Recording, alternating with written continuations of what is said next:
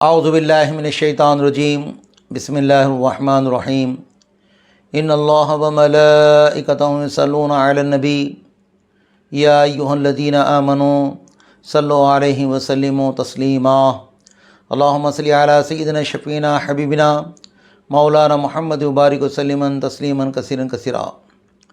عزیزان محترم، آج کے جو ویڈیو بنا رہے ہیں یہ تمام ویڈیو حج اور عمرے کے تعلق سے ہے۔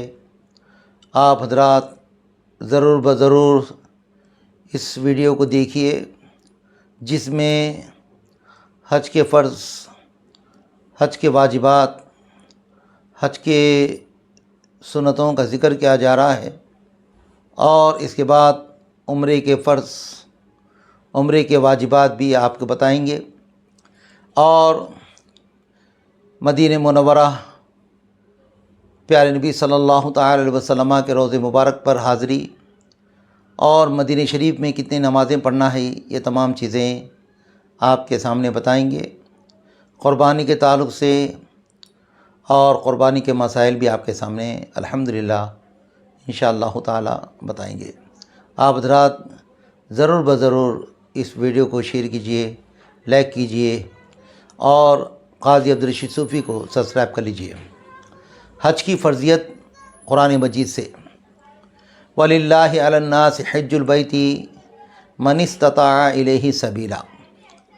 قرآن پاک کی آیت ہے، اور اس کا ترجمہ یہ ہے، اور لوگوں پر اللہ تعالیٰ کے لیے اس کا گھر خانہ کعبہ کا حج فرض ہے، جو وہاں تک پہنچنے کی طاقت رکھتا ہو۔ عزیزان محترم، میں نے قرآن پاک کی آیت اور اس کا ترجمہ بیان کیا ہے۔ حج کی فضیلت، حضرت عبداللہ بن مسعود رضی اللہ تعالیٰ عنہ سے روایت ہے کہ سرکار مدینہ پیارے نبی صلی اللہ علیہ وسلم فرماتے ہیں، حج و عمرہ محتاجی گناہوں کو ایسے دور کرتے ہیں جیسے بھٹی لوہے، چاندی اور سونے کے میل کو دور کرتی ہے، اور حج مبرور کا ثواب جنتی ہے۔ حج مبرور کا ثواب جنت ہی ہے۔ عزیزان محترم، میں نے ابھی آپ حضرات کے سامنے قرآن پاک کی آیت اور اس کا ترجمہ سنایا، اور حج کی فضیلت میں نے بتایا ہے۔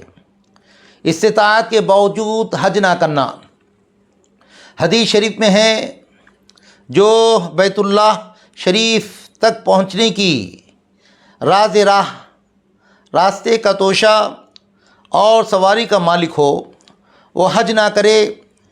اس بات پر کوئی فرق نہیں کہ اللہ کے نبی رسول پاک علیہ السلام فرماتے ہیں کہ وہ یہودی ہو کر مرے یا نصرانی ہو کر مرے۔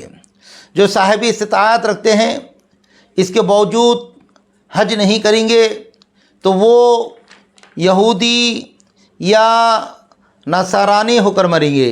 اسی لیے عزیزان ملت اسلامیہ، ہم تمام کو چاہیے کہ ہم اور آپ، جس اللہ تبارک و تعالیٰ صاحب نصاب، صاحب استطاعت جب اللہ نے ہم کو بنایا ہے، ہم سب سے پہلے حج کر لیں۔ عزیزان محترم، میقات یعنی وہ جگہ جہاں سے احرام باندھتے ہیں۔ ہندوستانیوں کی میقات یا لملم سعدیہ ہے۔ یہ تمام چیزیں آپ حضرات جتنے حجاج کرام ہیں، حج کو جا رہے ہیں، ذہن نشین فرما لیجئے۔ عزیزان محترم، حج کے فرائض غور سے سماعت فرمائیں۔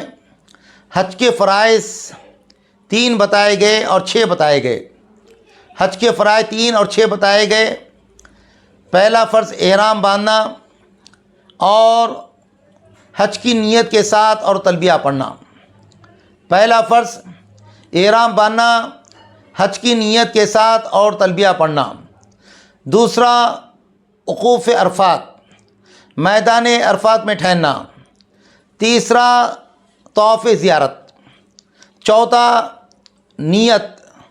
پانچواں ترتیب کے ساتھ کرنا۔ اور چھٹواں ہر فرض کا اپنے وقت پر ہونا، یہ تمام حج کے فرائض ہیں۔ احرام باندھنا، حج کی نیت کے ساتھ اور تلبیہ پڑھنا۔ دوسرا، وقوف عرفات، میدان عرفات میں ٹھہرنا۔ تیسرا، طواف زیارت۔ چوتھا، نیت۔ پانچواں، ترتیب۔ اور چھٹواں، ہر فرض اپنے فرض پر ہونا۔ یہ فرض ہے۔ عزیزان محترم، غور سے سماعت فرمائیں۔ حج کے